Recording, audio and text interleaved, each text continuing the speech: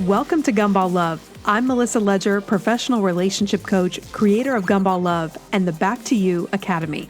If you're ready to stop the cycle of toxic men, get through the breakup once and for all, and finally get back to you, you are in the right place. This journey is about healing your heart, and you are encouraged to take the pace that is just right for you. In the process, you will build a foundation of confidence and strength that will make you unshakable, I promise. So get ready to level up your mindset and your lifestyle as you awaken the seeds of greatness just waiting to burst into full bloom. Let's do this.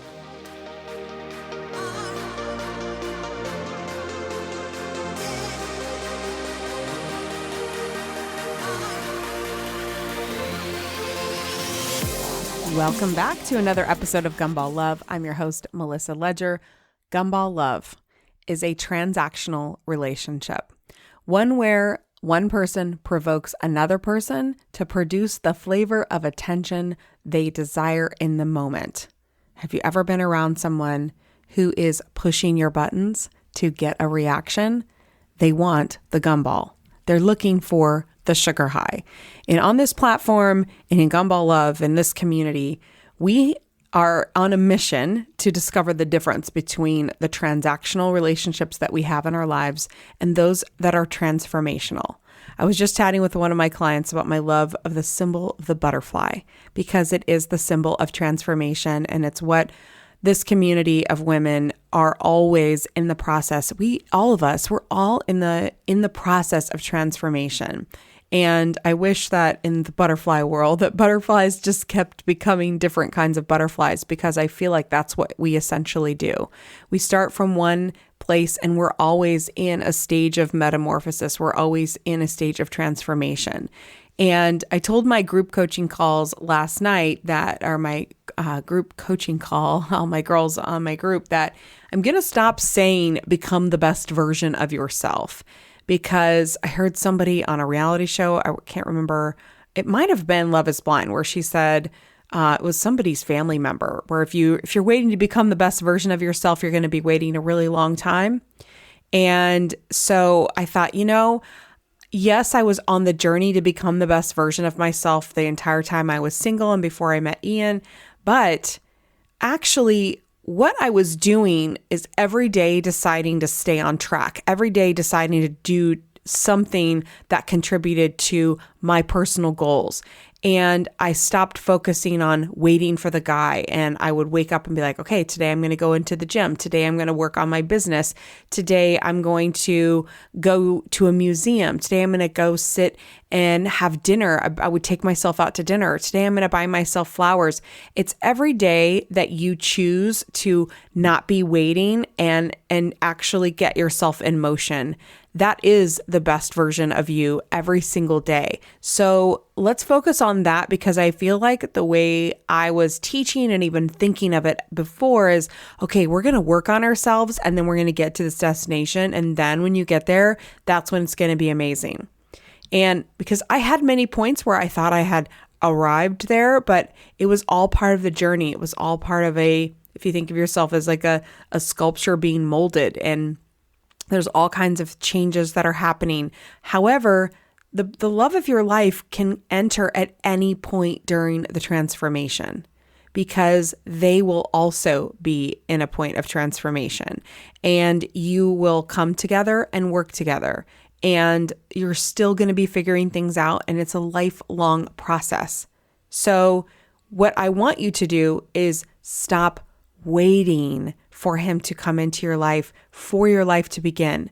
And we work on really getting you to a point where you hold enough value in your own life. So we stop the cycle of sugar high romance, discover your worth, and find true love. That's the mission of Gumball Love.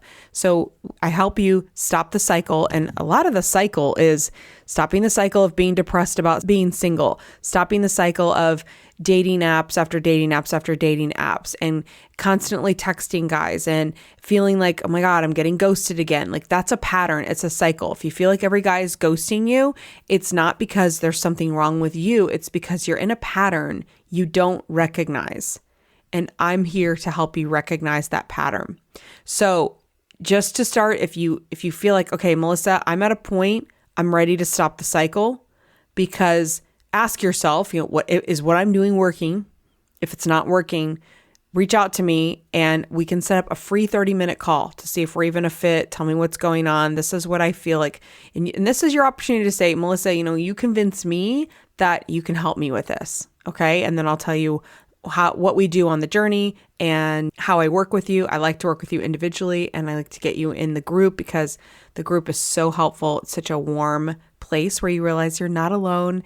And just last night we had friendships being born again, and it's just amazing how a new person comes in and it can just change the whole dynamic. And maybe that new person is going to be you. So send me an email, melissa@gumballlove.com, or if you follow me on Instagram, you can click the link in my bio and there's a place to schedule an appointment right there. If you want to meet sooner and you're like, oh my gosh, there's not enough slots available, I'm in a situation where I need help immediately, just shoot me a DM and we'll get you in the schedule, or I'll see what I can do for you. Okay, love is blind. All right, so I had a whole podcast recorded and I told Dana, my producer, hold off, because I was watching it again with Ian and I made some changes to what I thought, and I wanted to add some things to my perspective on this. So if you haven't watched the show, this could be a boring podcast for you. However, I think you'll still learn some things. So do I think it's ridiculous to meet somebody sight unseen, talk to them for a week and decide to get married to them without looking at them? Yes, I think it's ridiculous. However, I also think it's kind of amazing that somebody thought of this and there are people willing to do it. So I give every single person such a huge respect for going through this process, because I think it's extremely admirable, and I give everyone respect except for Shake, because I think he's completely worthless, and I'll get into that. Shake is somebody that I'll talk to you guys about in detail, but he is irredeemable, cannot change. The guy is hardwired, as my therapist would say.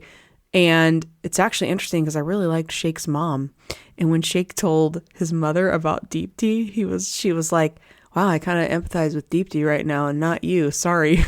It's like, yes, mom. So I loved his mom. It was amazing. Deepti's mom, like if you were watching at the end, like, did she not just have the most loving mom face you've ever seen in your whole life? Like I'm like crushing on Deepti's family. So anyway, let's start from Nick and Danielle. Okay, so the couples that made it. So I didn't like Nick at first, okay? I thought he was condescending, and the way their dynamic, I felt like I saw the fragility of Danielle and he seemed too rigid. I didn't like how when he found out her hot dog and corn cob costume that he got like, I just felt like he was going to take the fun out of her life. But I also want to point out something that, first of all, they did have they had a connection in the pods. They had a connection in person. They had connection in Mexico, but they would get into fights. And this week in my group call, we talked about compatibility and what makes someone compatible. And I'll just give you a little sneak peek into what we discussed as far as compatibility. So when you're dealing with somebody, when I look at Nick, when he was arguing with her, it wasn't attention seeking. Fights may have been kind of ugly and not the type of language maybe you or I would prefer or the method. But when you looked at his intention and her intention, they both were trying to get to a resolution. Yes, they were saying, I feel like you're doing this. I feel like, so when you are in a relationship, you are going to argue. You are going to have conflict. If you don't, you're probably just agreeing and morphing into that guy's life. So when you watch Nick and Danielle, they stand their ground and they fight for their own position. but then they also work to see where they can compromise. So when I was watching it the second time through, because the first time I watched it, I'm just so curious of what's going to happen, and it's so intense, and you're like, I don't know. And sometimes I watch this while I'm doing other things, so I'm not fully paying attention. But when Ian and I watch, we always watch something before bed, and we're watching it, and I'm listening to how he's taking it in, and I'm actually looking at it visually and not trying to like do laundry and 500 other things. And I was like, okay, I see why this couple is still married today, because when there was conflict, they had a genuine interest to resolve, bring peace, and move forward. And it turns out he had goofy costumes in his closet too. And he has learned how to have a little bit more fun and maybe have a dance party in his house. And they're showing some of that where, he probably watched it back and he was able to reflect and go, okay, maybe I can have a little bit more fun. So in that way, your partner does have an influence on you. I've told you guys, he always loves to dress up in a costume, which this is something I always said I wanted in a guy. I wanted somebody who would play charades, and I wanted someone who would dress up for Halloween and like get into it. Well, hello, I got my wish, because the guy goes full out. I mean, when I'm going to be in a costume now, I think like, okay, if you're going to do it, you're going to be with Ian, you got to you can't half-ass your costume with this guy. And so we have wigs. Literally, you could come over to my house. I could dress you up in a sombrero. We have a sombrero, we have a mullet wig, we have a red hair like mermaid wig, we have, if you want to be a fighter pilot, we have, I can't even remember, because I call her my little sister Brandy, someone I met years ago, and literally she was like family from Hello, and so I just call her my sister now, and she will be in my wedding. Anyway, we had her 30th birthday party, and I was like, yeah, can you just get like a happy birthday sign for Brandy? And he comes back with like costumes for everyone. I was like, what is all this? He's like, wigs, and it was like everyone put something on, we all took pictures, and it was just so fun. So what I'm telling you this story because I wouldn't have done that by myself. I wouldn't have thought about doing those things, but he does think about those things. And so it helps me have more fun, right? So I saw Nick doing that with Danielle later on, but the process was kind of ugly, but they were working through it. And so it showed that he had the toolbox, if you will, to be able to do those things, versus some of the other couples that they would get in fights and they couldn't make it work. Okay. Like if you looked at Shayna and Natalie, when Shayna would get into fights, like the last fight they had, it was over for him. He wasn't able to recover. And he said, horrible, mean things, unforgivable things. And he wasn't able to. And I don't really know where that's coming from, because when I look at Shayna, yes, I do see a gumball guy. Yes, I do see idolize me. Like he needed lots of compliments, but I did also see him really connecting and doing his best to connect with Natalie. However, when everyone was watching his body language and he had a lack of coping mechanisms, like he really couldn't cope with his emotions. He couldn't get a handle on himself.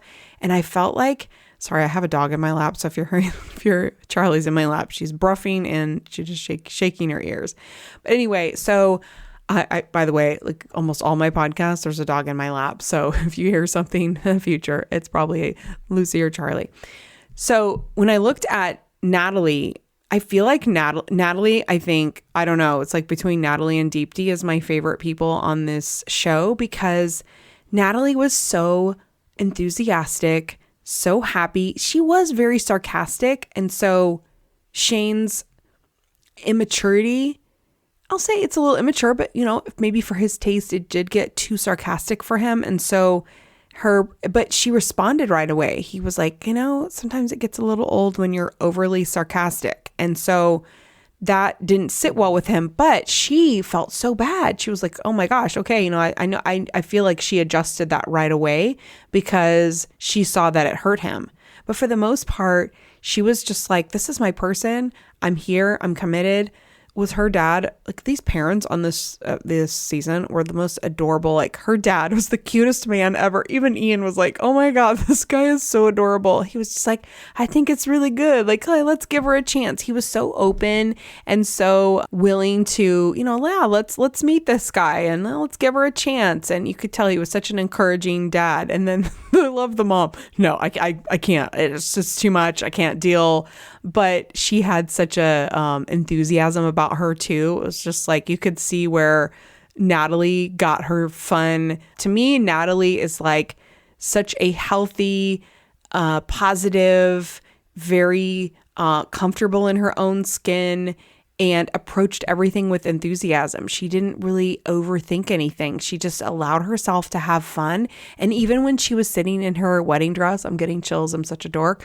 But even when she was sitting in her wedding dress, she was like, you know what? This experiment did work and I did find love. And today it just didn't feel right, but I'll leave the door open. I mean, she was just like such a sweet pea. I just love her because, and even at the reunion, she was like, I still always thought you were more than enough. And when you saw Shane look at Natalie and he realized, wow, she really did love me, the struggle there, I guarantee you, is that Shane could not love himself. He just came in too insecure, and his father had also just passed away. And so, I bet he committed to the show. In fact, it's pretty clear he committed to the show, and then obviously maybe didn't expect his father to pass away. I don't know what the actual details around that were, but if he could redo it, I would, if I were his coach or his therapist, I would be like, I don't think being on a dating show in this kind of environment is probably the best thing for you right after you're grieving the loss of one of your parents. I mean, he was really taking a lot of emotional load there. And so, and also, even if he hadn't been processing the death, you could just see that there was a lack of maturity and he needed that constant reassurance. So observe what it looks like when someone needs reassurance all the time.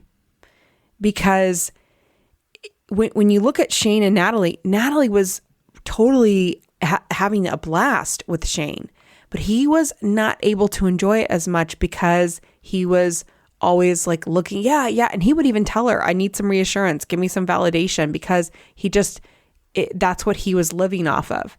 And I remember the red flag I heard from him was, I feed off the energy of other people. Like he comes in and he feeds off of it. So extroverts feed off the energy of other people, and that can be healthy. But if that is where you're getting your worth and all of your energy, that's when it can cross over. So when people say things like that, you want to just note it and be like, okay, so are you feeding off of me? Meaning I need to feed you, or are you able to feed yourself?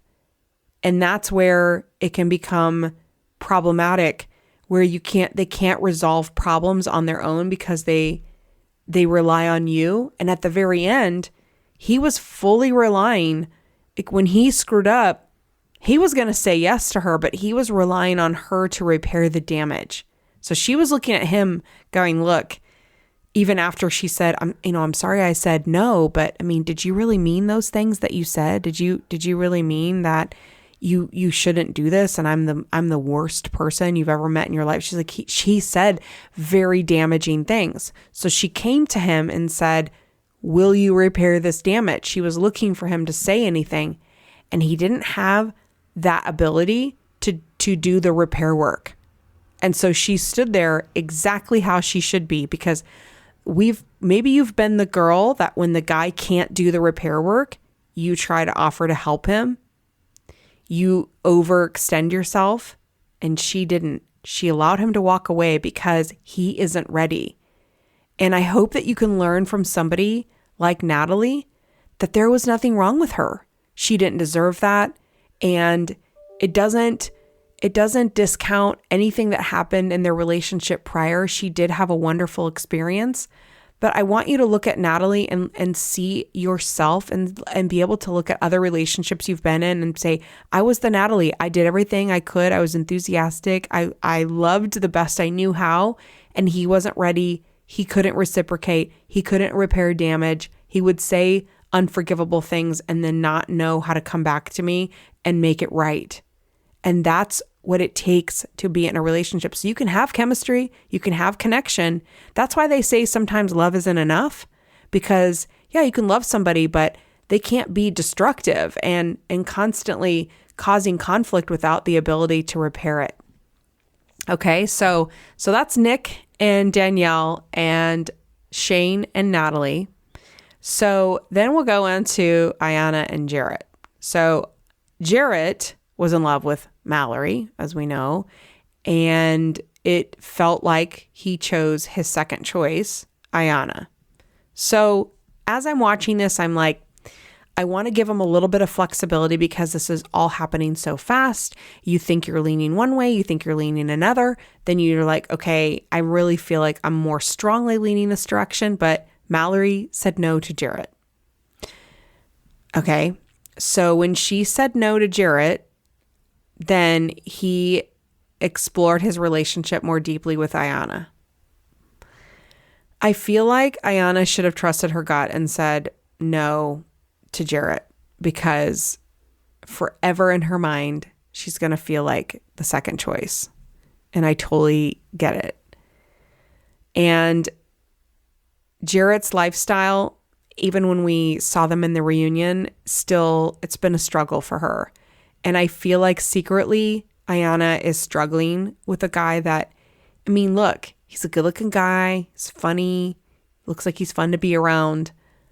And you know, maybe he's made some changes, but see, that's a relationship where it's like, I need you to change who you are a little bit before we get married. But she only had days and, you know, it just doesn't happen that quickly. So as Ian was watching it, he was like, he liked Jarrett. Jarrett was his favorite the whole way through. And I was like thinking, I wonder what he's going to think of Jarrett later on. And then he started to be like, I don't know. He lost that faith in him because he's just not going to change his lifestyle. So maybe he will. I tend to be more optimistic. If people put in the effort, especially when they see themselves on a show, I don't know. I like to give people the benefit of the doubt, but it doesn't really matter what I think or what any of us think about the relationship. It's totally their business. But I think we can use this as not getting too caught up in them personally, but also just allowing ourselves to be able to learn from them. And ask yourself, what is it I'm trying to change about this guy? Is it even possible? Would it even be a reality? If he changed, then what? You know what I mean? Like, I want you to really think about the process it would take for somebody to change whatever behavior. So he was still staying out all night long. That's not good. You know, nothing good happens at that late. And so she's sitting at home by herself. And so again, it doesn't make one person right or wrong. It just gets down to lifestyle. And is your lifestyle compatible? Okay, so Shayna and Kyle. So Shayna, I really liked her in the beginning. And I felt sad for her because she didn't speak up about her feelings for Shane. So Shane and Shayna, if you're listening to this and you've never heard the show and you're just trying to follow, Shayna is a blonde bombshell that could probably get any guy she wants. But when she was in the pods and nobody could see her, she couldn't really use her looks so she would get into the what are you wearing conversation instead of having the more deep conversations. So she would describe her cute outfit, and guys can kind of feel this is, and you could really see Shane could tell he was talking to maybe a really attractive girl that he could be super into. However, it didn't get deep enough. And I almost feel like her habit was to kind of rely on her looks and not go deep. So she didn't. And then when she didn't, he chose Natalie. So she said yes to her second choice, Kyle, which she shouldn't have because they weren't compatible. He's an atheist. She's a Christian. It went against everything she believed. So Kyle, though, I feel like he annoys me. Probably it's like it goes Shake, then Kyle for annoyance, because he just kind of sits there with that smile on his face and he's not like paying attention to what people are saying. Finally in the reunion, he was like, wow, I really saw her hesitation. It was like, wow, Kyle, welcome to the party. You finally woke the F up and see what was actually going on, because he was blatantly being rejected by Shayna in Mexico, and it was still like, I think we can work it out. And I was just like, this is what, so when if you watch this back, I recommend, if you liked the show, watch it back and really look at those behaviors, because as you look at those behaviors, you're going to be able to recognize them better in other people. So when you look at Kyle, watch him talk to Shayna, even right after he proposed to her, and she brought up the issue right away. Like, I just feel like this is going to be too much. And it was like he was looking at how beautiful she was, and he was just like, well, we're just going to have to give it a shot. It wasn't like, oh, wow, you're really struggling right now. There was no ability to recognize that. There was no ability to just see her struggle and her pain, her whole face, everything. He just kept smiling like, nope, just going to completely oblivious to her emotion.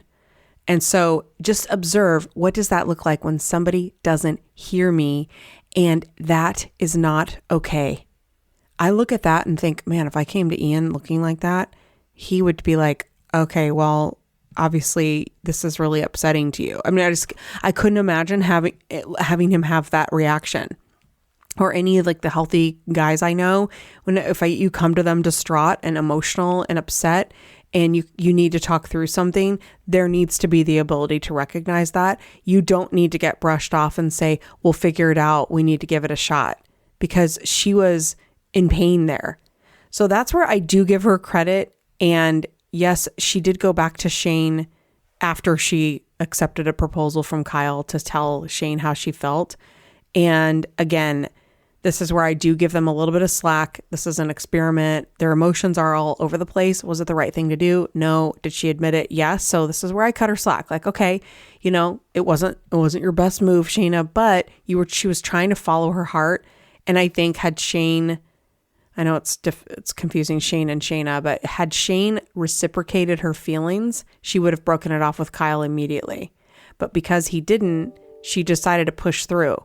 But she pushed through, and then she got to Mexico and she was like, I got to sleep in separate beds. And, like she was trying, but it just wasn't there for her. Her heart was somewhere else. Maybe she wasn't attracted to Kyle. I don't know.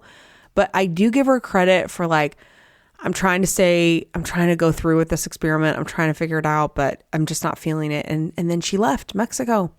And then she tried again, like introducing him to her family. And it was just like, dude, I'm sorry. And I think had he listened to her and allowed the conversation to happen a little bit more, he would have been like, okay, I see this conflict with our faith is a big deal for you.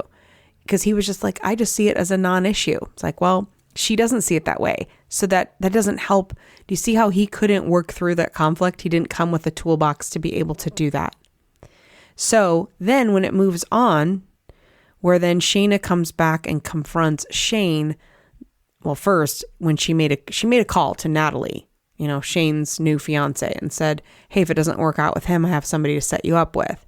So this is where her girl code, like, now you're not a girl's girl. Now you're trying to wreck their relationship.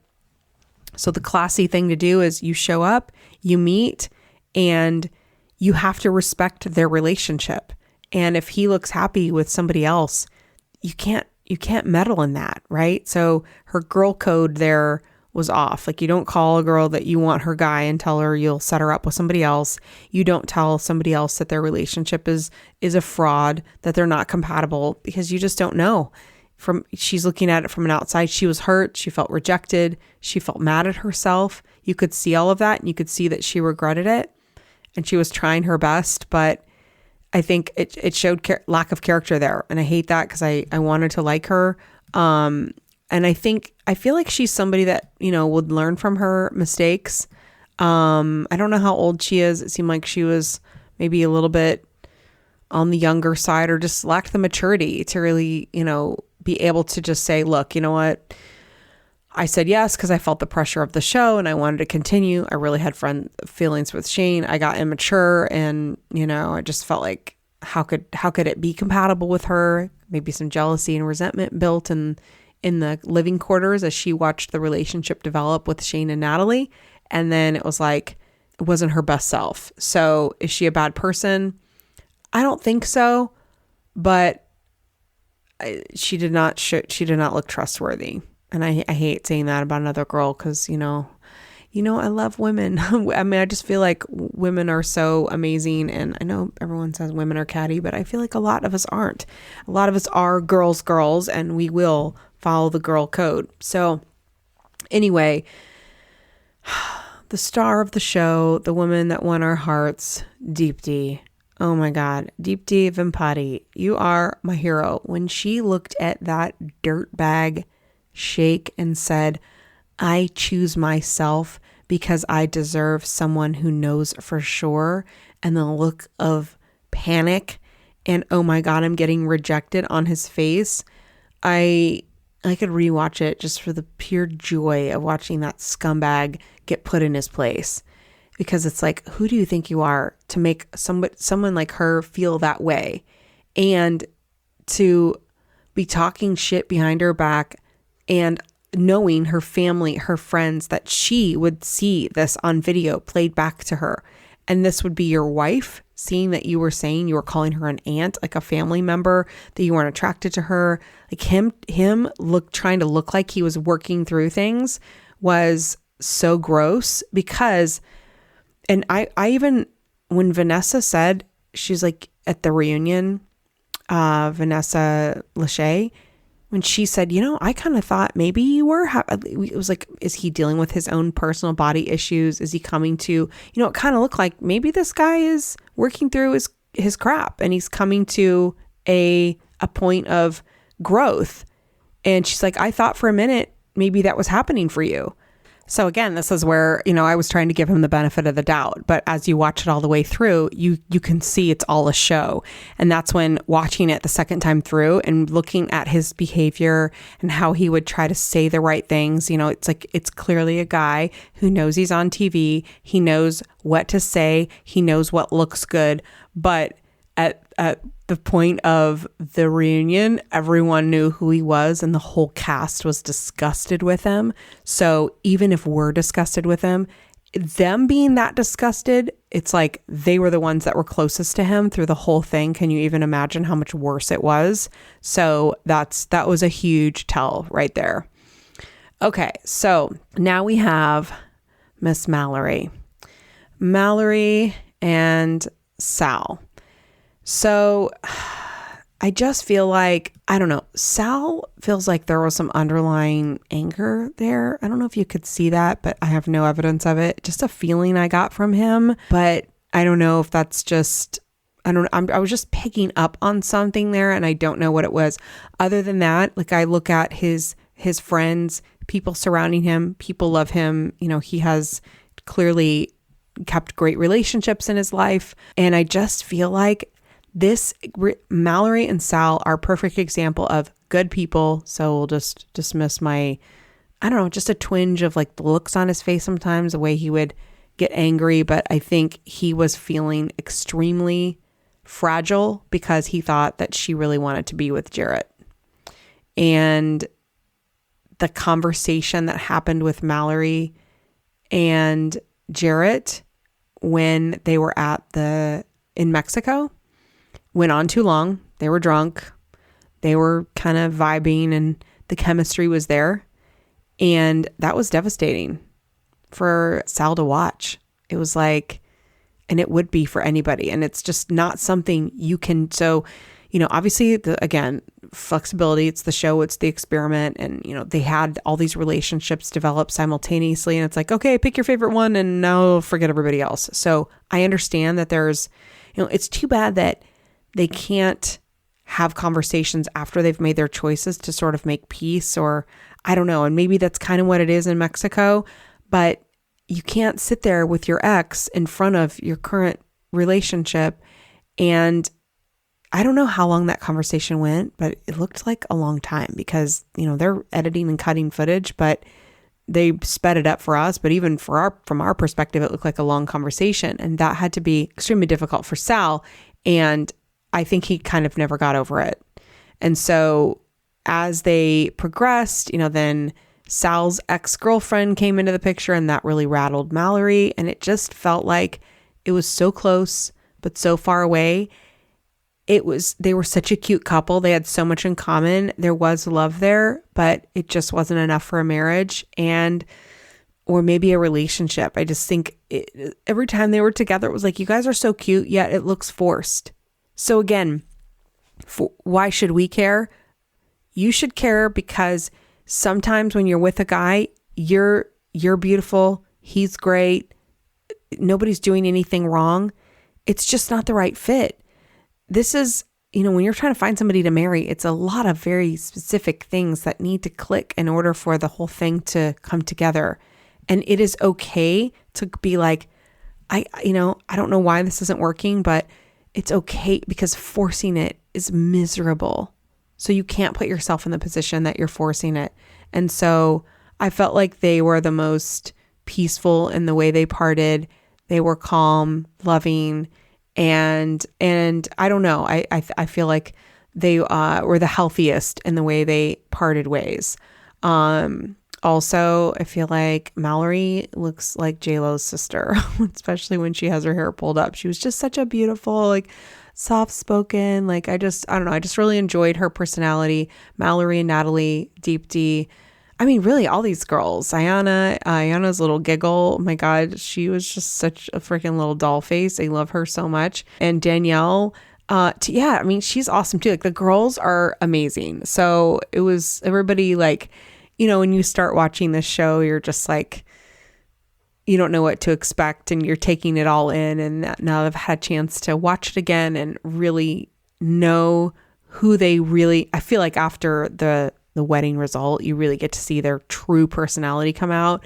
And then as you know that and you rewatch it, it just makes so much more sense. So if you're in this process and you're doing this work on yourself, allow this to be a great kind of example and way for you. It's almost like a documentary of relationships. It's a way for you to look at the experiment and look at the things that they needed to work on, and then look at yourself and say, okay, am I prepared to have a healthy debate?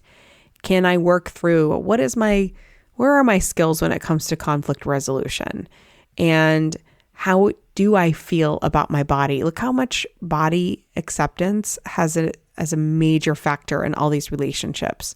People that had perfectly great bodies still struggling with it. Or like Danielle, who had lost weight, but she's still, I relate to that, where you lose weight, but you still see yourself as the heavier version, and you're reconciling that and trying to find your confidence. So yes, you can get into a relationship and continue to work through it, but it really is helpful on your partner if you can be comfortable as you can get with your body. So again, we're not going to become the best version of ourselves. We're always working toward that, but you just stay in the game, right? Just stay in the process. Don't stop and wait. Keep transforming. Stay in that forward motion. And that's when I believe your best relationships come into your life and your ultimate romantic relationship. But it's when we stop and we just load ourselves up with dating apps and we hope to find the guy that will just make everything wonderful. You're going to end up, that is the cycle that people don't know that they're in. And they just keep repeating it. Find a guy, think he's great, he goes. Find a guy, he's great, he's with somebody else. Find a guy, he's great, chemistry, blah, blah, blah. All of a sudden, he's rude. He pulls away. He's different. He's not responding. All of those things. It's a pattern. And if you know how to stop that cycle, discover your worth, you will find true love. But you've got to do the first two things. You got to stop the cycle, and you got to discover your worth. And stopping the cycle and discover your worth are kind of a hybrid thing that happen at the same time. We do things that help you discover your worth. Also where's another cycle? There's many cycles within the stopping the cycle. There's a lot of little patterns that we work through. So if you are ready to stop this, and I want you to really ask yourself, how much time are you going to waste not knowing what you're doing wrong?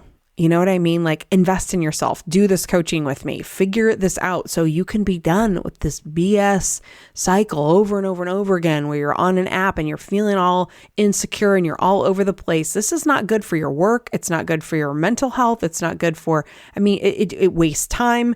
And then I look at girls and are like, oh, I don't know if I don't want to invest in myself. You know what? I just invested a five-figure investment into myself as a coach and as a business owner to do this better. So you might think, well, Melissa, you've developed a brand, you did a podcast and you're coaching people and you're running programs. Yes, but I can be better. And so I have to invest. I finally found somebody that I feel like can take me to the next level. So I can help you get out of this ridiculousness that you feel like you're blaming yourself. You are trying to get over a guy. You're putting stuff on Instagram stories, hoping a guy sees you and starts texting you and realizes what he lost and how great you are.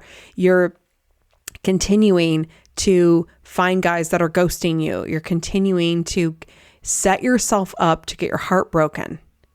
And that takes recovery time. I started looking at, okay, if I put myself out there and then I get hurt, what does that look like? And when you're looking like for a return on your investment, that puts you in the deficit. And now you got to work yourself out of a hole just to come back to normal. These guys aren't worth it. But you're taking a risk when you don't know why you're repeating the cycle. So right now, I am running my program of Level Up for Love. Reach out to me, melissa@gumballlove.com. Set up a free call. We can talk for free. Let's see if we're a fit. You can be like, all right, Melissa, tell me what you really do in these coaching calls. How does this work? How are you really going to help me? Test me all you want because I know it works. I have been doing this. I have been testing this theory. I hate even saying this because this feels like it's so long, but it's coming up on 15 years. In fact, I think it is 15 years. But when I have to choose my start date because I remember really getting I really bought my computer, quit my full-time job, cashed out my 401k. I'm like, I am going to really dig into this. And that was in 2010. But I feel like in 2009, even 2008, I had the idea, but when I actually decided to move forward with it, it was 2010. So I don't know, you decide how many years it's been, but that's when I was a little baby researcher just starting to figure it out. And then when I finally had the research together, I put my website up in 2014, started coaching clients. So actively coaching clients since 2014, and it just continues to evolve. And I'm always looking for ways that it gets better and adding content and adding perspective. And now Ian, I call him the Galaxy Brain, he's added so much perspective that's helping to really round this out. And it's just going to keep getting better. So get in the action. Let's stop this once and for all. So you can finally get on the road to feeling calm, happy, secure, even when you're single, and finally knowing yeah, I'm in a good place now and I'm ready to meet that guy. You will notice a change just in your spirit and how calm and you're steady, you're secure, you don't feel like a new guy is just going to rattle you, or I used to say it would pull my center off. Like a new guy it seemed like it would just completely make me off balance. And then I got to a point where it was like, yeah, I know if I date guys, I'm still staying balanced. I'm still staying on my workout program. I'm still dancing. I'm still doing all the things I normally would do. And I still feel good. And if he doesn't respond the way that I want him to, I'm kind of like, well, guess he wasn't the right guy. I would know my whole mindset shifted, and it felt so good to have that sense of control over myself and not feel like my whole worth and value was in the hands of some guy that I barely knew. And you think about that, we're letting our worth and value be managed by some dude you just met online a month ago. You are worth far more than to give him that much control. So let's take that control back. Let's start building you. Let's start getting you more confident, because I'm telling you what, I'm watching my clients transform, and I just look at the looks on their faces. When they come first session, most everybody cries for the whole thing because they're finally letting it all out. And then there's this strength that builds and perspective. And then I just noticed their whole countenance changes, their posture changes. It's just like they start to feel more relaxed. They start to understand, oh, that's why you need to know why he's doing XYZ. You need to have I needed to know. Like, yes, I'll work on me, but why is this going on? I need answers. Give me the answers. Why is he doing this? Help me understand these behaviors so that I can get clarity on this guy first. So if you're hung up on a guy in a circumstance and you're in it, if you're like me, you need to figure that out first before you can move on to the next thing. So I got you. I've been there. There's no shame. Don't feel bad about it. Don't feel guilty about it. I'm the person you talk to because your friends are sick of hearing about the guy. You know, I mean, your friends are like, they love you and they're like, you know, this guy is like, why are we still talking about this guy? Let's move on. They don't get it. They don't understand the process. And so I get it. We might need to talk about this guy for a while because that is what you have to do to move forward. So I've got you. Reach out to me. Again, melissa@gumballlove.com, Instagram, the Melissa Ledger, Instagram bio, the link, click the link in the bio, gives you access to my schedule. If you're in dire need or you're like, Melissa, SOS, send me an email and we will get you on the schedule ASAP. All right, my love. I hope you liked my analysis of Love is Blind. And I don't know when the next season comes out. I don't know that I can do this and watch subtitles with Love is Blind Brazil. I don't know if I'm ready for another Love is Blind. You guys have been messaging me about that, but let me know your thoughts in my Instagram post for this podcast or any recent Instagram post, or send me a DM of your thoughts on all the couples. And let me just make sure, I hope I did not forget anybody. Did I? I don't think I forgot anybody, but I just want to end on one more thought on Deepti. You guys, I literally screamed when she said, I do not. I choose myself.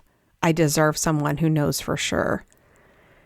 And it was such a wonderful, powerful moment.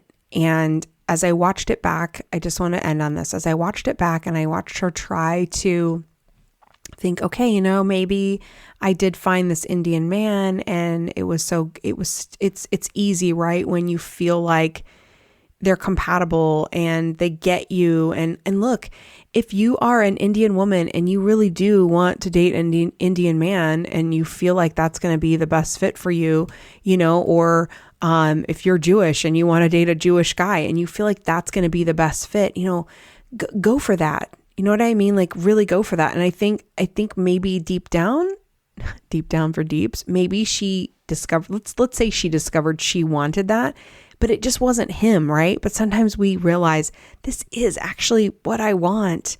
And this does fit so well in my family. And this feels so good to me.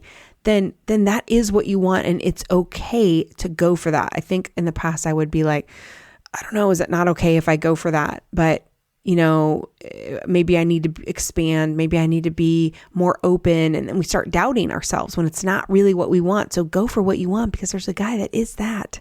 And he's going to be so pumped that he's exactly what you want. Ian's exactly what I want. And it's like so fulfilling for him to know that, for me to know that from him. It's like, it's wonderful to know like you are exactly what I'm looking for. You're exactly what I want. You're what I've been searching for. I don't have to search for it anymore. So there's a part of me that thinks of it that way. But the moment she was standing out there with her mom and she's like, Mom, I chose myself. And her mom was like, I know, I'm so proud of you. And yeah, it doesn't feel amazing to stand there in a wedding dress and walk away from the altar and be like, you know, that moment is difficult, but she gained so much strength and power in that whole interaction. That choice of loving herself is so major.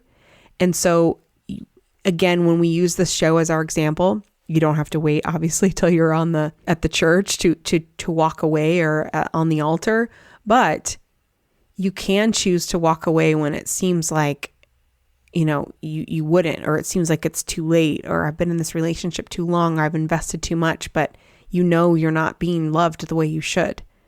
And knowing that it takes that moment of power and shift. And it's like, I'm done. I'm walking away. This is what I did before I left for New York. several months before I decided I don't want to be in this relationship, I walked away. I was like choosing a different life. I said, no, I'm done. I'm walking away. And it was hard because I was in love with his 2 children. And that was the hardest part because they were so innocent and beautiful. And I hated knowing I couldn't be in their life. So, but I just was like, I have to choose me. I am dying in this relationship. The real Melissa can't come out and flourish. And my wings are clipped here. I have to make this choice for myself. And so I did. And it was like this snowball effect of that decision led to me really pushing for my company to relocate me to New York. And I ended up getting to New York. A few months later, I did meet Ian. So it's kind of funny, like the dream of, being successful in New York and meeting my love, it actually happened, So, hey, sometimes those movie scripts are written for a reason, but I wanted it. I went for it. I chose to love myself. And that's what it was, just so empowering. I literally screamed. Ian came upstairs and was asking me what was wrong because I screamed so loud when Deepti said, I deserve someone who knows for sure. And in the I think it was the last episode, or whenever she was doing her debrief of it, she said, he never made me feel like I was the one. It was always this struggle, this, I don't know, I'm working through, like she didn't say all that, but she just said if I was the one, he should have made me feel like I was, and he never did that. And that's what I deserve. And that is what you deserve. So I just want us to note the bravery of these amazing people, except for Shake. And second is Kyle, my least favorite. Maybe Kyle can learn. I don't know, but I really hope that Deepti doesn't end up with Kyle, because they were kind of alluding to that. It's like, no, please don't end up with another guy who's, basically deaf and can't hear when you're speaking. He's just, I don't know. It's like, we don't know these people well enough, but based on what I saw, he's, kind of a low energy, just that goofy smile on his face. And it's like, I wanted to like smack my hands in front, like, Kyle, pay attention. Like somebody's talking to you and you're just like, like, I was just so annoyed with that. So yeah, Deepti, if you ever hear this, don't pick Kyle. But anyway, I hope this is helpful, you guys. I hope that you gained something from watching those shows. So although it's ridiculous reality, take advantage of what you can watch, what you can observe, behaviors, and what you can learn from the women and the work that these people haven't done and how that manifests. And look at yourself and say, what can I do in my life that can repair some of those areas so that when I'm in that relationship, I'm less challenged by these things and I'm able to cope. I have a better toolbox and I can flourish and just enjoy and fall in love and not feel encumbered by things of my past. So, all right, I'm getting in there. Thank you so much for listening. If you like this podcast, please leave me a review. You can leave a 5-star review, or you can actually type comments on Apple. Unfortunately, you cannot type comments on any other platforms other than YouTube. But if you can leave a review on Apple, it would help me so much. Just any words of what you took away from it, how it helped you. It really helps get this podcast broadcast out to larger audiences and to help other women that are struggling, that are in pain. So share it out, share it in your social. And until next time, my love, I will see you soon. Bye-bye. Thank you so much for listening. If you want more information or to schedule a private coaching session, or better yet, to join the next Back to You Academy, go to gumballlove.com. If you loved this podcast, I would love for you to share it with your friends. And if you really loved it, a 5-star review is the best compliment you can give. Remember, you are enough, you are right where you should be, and the only thing you have to do is keep going. I'll leave you with my favorite quote by Henry David Thoreau. Go confidently in the direction of your dreams and live the life you have imagined. Until next time, I'll see you soon.